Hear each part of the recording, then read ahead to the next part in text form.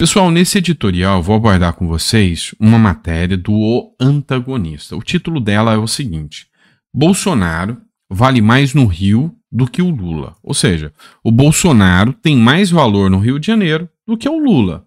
Isso é dado de uma pesquisa, do Paraná Pesquisas. Ou seja, Bolsonaro vale mais do que Lula, segundo o Antagonista e segundo a pesquisa, no Rio de Janeiro. Mas eu quero estender essa pesquisa e você vai me responder as pesquisas que foram feitas durante o Paraná Pesquisa, independente de onde quer que você esteja, para depois a gente ler a matéria aqui, fechou? Minha primeira pergunta: se Bolsonaro tiver inelegível, 2026, rola Lula e Bolsonaro concorrendo à disputa presidencial. Em quem você dá apoio? A Lula ou Bolsonaro? Em quem você vota? Tá bom? Mas não rolou nem Lula nem Bolsonaro. O Lula já está com muita idade, Bolsonaro está inelegível e a previsão é que vão ser 2 indicados. Quem é o melhor cabo eleitoral? Você vota em quem o Bolsonaro te pedir? Você vota em quem o Lula te pedir? Ou você não vota em nenhum dos dois indicados, nenhum dos indicados, nem por Lula e nem por Bolsonaro? Coloca no comentário para mim, tá? Vem cá. Bolsonaro vale mais no Rio do que Lula. Pesquisa do Instituto Paraná mostra que o ex-presidente é melhor cabo eleitoral na cidade do que o petista. Pesquisa do Instituto Paraná, divulgada nesta terça-feira, aponta que Jair Bolsonaro continua sendo o melhor cabo eleitoral do que Lula e o governador Cláudio Castro na cidade do Rio de Janeiro. Questionado sobre o impacto da indicação do ex-presidente na decisão de votar em um candidato a prefeito da capital fluminense, 30% dos entrevistados afirmaram que votaria com certeza em um candidato indicado por Bolsonaro. 22,3% disseram que poderiam votar, ante 43% que disseram que jamais votariam. Apenas 4,3% não souberam responder. Por outro lado, 26% dos eleitores afirmaram que com certeza votariam em um candidato indicado pelo presidente Lula. 25% poderiam votar e 45% jamais votariam em alguém apoiado pelo petista. Não sabe ou não opinaram? 5%. Pois é, em março do ano passado, o Bolsonaro indicou o delegado Ramagem como um possível nome para a candidatura do Rio de Janeiro. Nome ainda pouco conhecido no Rio de Janeiro. Mas o dedo do Bolsonaro para Tarcísio de Freitas funcionou muito. E eu percebo uma coisa: a direita aprendeu a fazer isso. Hoje, se o Bolsonaro estiver inelegível, o candidato é o Tarcísio. Mas o Tarcísio já fez o que o Bolsonaro fez com ele. Exatamente o que o Bolsonaro fez com o Tarcísio de Freitas, o Tarcísio de Freitas fez com Derrite. Então, governador do estado de São Paulo, caso o Tarcísio de Freitas concorra à presidência, é Guilherme Derrite. E vai ganhar. E vai ganhar de lavada. E entenda por quê. Assim como o Bolsonaro deu luz, holofotes à atuação do governador Tarcísio, o Bolsonaro fez uma coisa que o Lula não faz de jeito nenhum. O Bolsonaro não traz todos os méritos para o seu próprio umbigo. Ele compartilha isso com os ministros. É nítido e público de que, durante a gestão Bolsonaro, a maioria, principalmente dos apoiadores do Bolsonaro, sabiam exatamente quem eram os ministros do Bolsonaro. Desde o Weintraub, que entrou e saiu, a Sérgio Moro, ao Mandetta, a Damares, ao Pontes, ao Tarcísio, ao Rogério Marinho, enfim, eram conhecidos. Bolsonaro fez questão de que as figuras dos ministros estivessem ali na mesma linha horizontal que o Bolsonaro. E isso rendeu senadores, e isso rendeu governadores. E o mesmo vai ser feito e está sendo feito no âmbito estadual. O cara sabe como fazer política.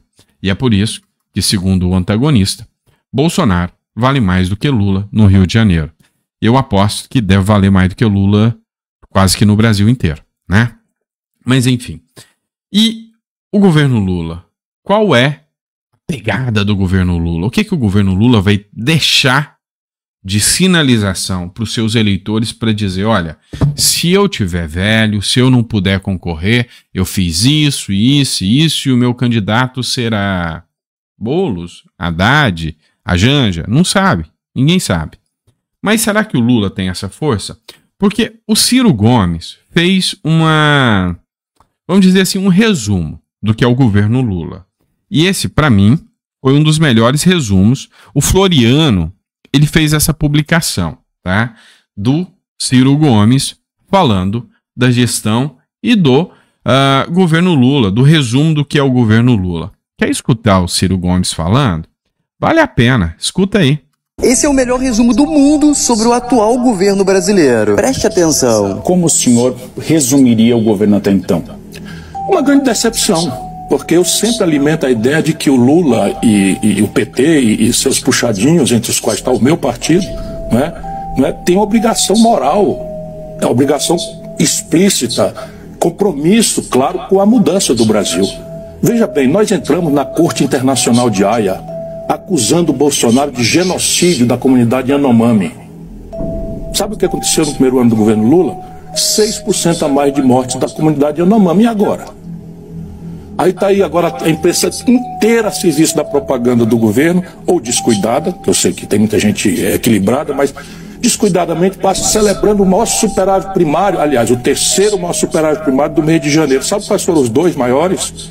2021 e 2022 com Bolsonaro. Compreende? É tudo mentira, cara. Tudo mentira. A economia brasileira está paralisada, está estagnada. Será que o Ciro virou bolsonarista ou ele está falando a verdade? Estou aguardando os comentários dos petistas. E compartilhe para abrir os olhos dos brasileiros para 2026. E o que me chama a atenção, o que é incrível, é que eu conheci várias pessoas que fizeram uma campanha aberta para o Ciro Gomes durante o período eleitoral. Ciro Gomes, ao sair, ele não conseguindo ali a vantagem, no segundo turno, essa turma toda foi para o Lula. E agora, mesmo o Ciro Gomes, sendo de esquerda, abrindo a boca e falando a tragédia, o pessoal não volta atrás e escuta o Ciro Gomes. Só escuta naquilo que é viável. A galera cirista que ouviu o Ciro, ou melhor, o PDT, dizendo eu vou de Lula, foi de Lula. Agora o Ciro falou, o Lula não presta. E a galera cirista ainda tá na vibe Lula, né? Pois é. Estranho, estranho e estranho.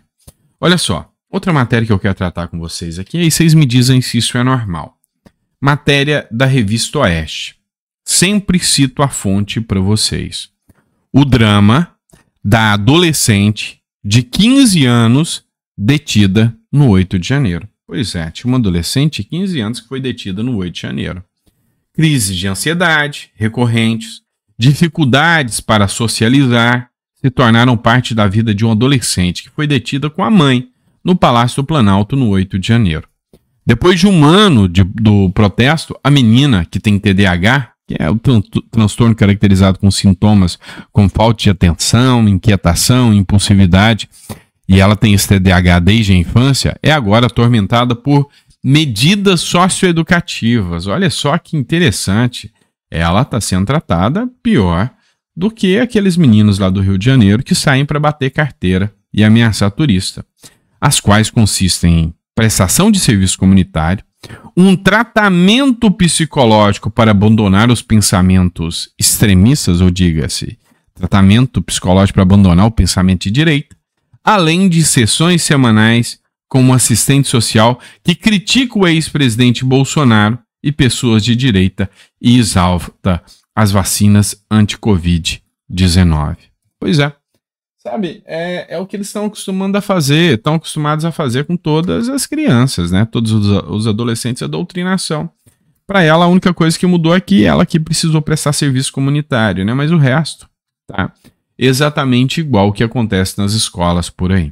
O Vinícius Carrion fez uma crítica aqui sobre essa matéria, né?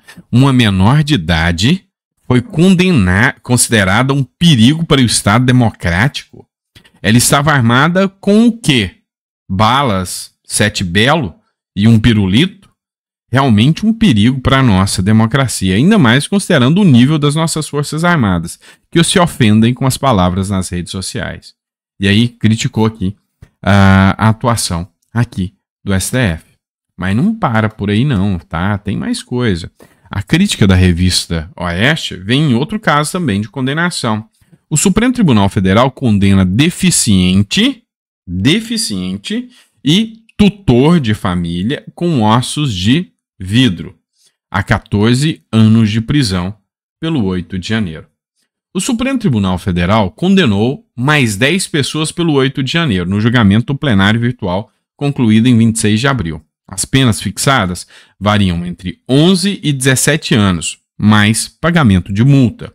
Entre os que tiveram destino selado está Rodrigo Ramalho, tutor de uma família, na qual 3 pessoas têm ossos de vidro, doença chamada de osteogênese imperfecta, ou seja, Ramalho ainda é pai de um autista que precisa de cuidados especiais. Pois é, eu fico assim, admirado como a gente percebe que em casos de tráfico, crimes bárbaros, sempre há uma medida de ressocialização do condenado, sempre há uma tentativa de reinserir aquela pessoa na sociedade. Mas o crime de bolsonarismo, esse, meu amigo, esse deve ser intolerável, tem que ser perpétuo. Afinal, esses que se dizem bolsonaristas ou patriotas são verdadeiros monstros, né? É sério, você acredita que uma menina de 15 anos poderia acontecer ali dela estar num golpe de Estado e precisar dessa medida? É uma ameaça à democracia? Sabe, tem que tomar muito cuidado com o discurso e com a narrativa, porque nem sempre a população cai nessas balelas, não, tá? E eu, como advogado, questiono altamente a juridicidade, questiono aqui a competência do Supremo Tribunal Federal nesses casos. Não nego a hipótese de crimes que aconteceram, mas crimes de menor potencial, tá? Crimes como depredação de patrimônio, isso aconteceu. Coisa que acontece muito com a turma do MST, com a turma esquerdista. Isso aí foi um erro, tá? A direita vacilou e deixou acontecer. Mas o que aconteceu foi gente que nem encostou a mão em nada. Não teve individualização nem da conduta e nem da pena. Isso é um absurdo. Segundo, a competência não é do STF. Terceiro, criaram um verdadeiro tribunal de exceção. Quarto, não houve juiz natural porque o Alexandre de Moraes não foi sorteado, foi escolhido. E isso a Constituição veda. Então, assim, são uma série de atropelos jurídicos, mas quem define o que é ou o que não é da Constituição são eles, então que sejam eles, né? Mas eu me reservo o direito de questionar juridicamente todos esses atos, tá bom? Abraço, fiquem com Deus, que Deus te abençoe muito, você, toda a sua família, tá bom? Abraço.